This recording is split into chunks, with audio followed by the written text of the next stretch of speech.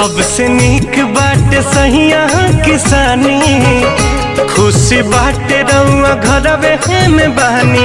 मुहमारो कमैला के जी बहरा में गईला के, मुहमारो कमैला के अब बहरा में गईला के।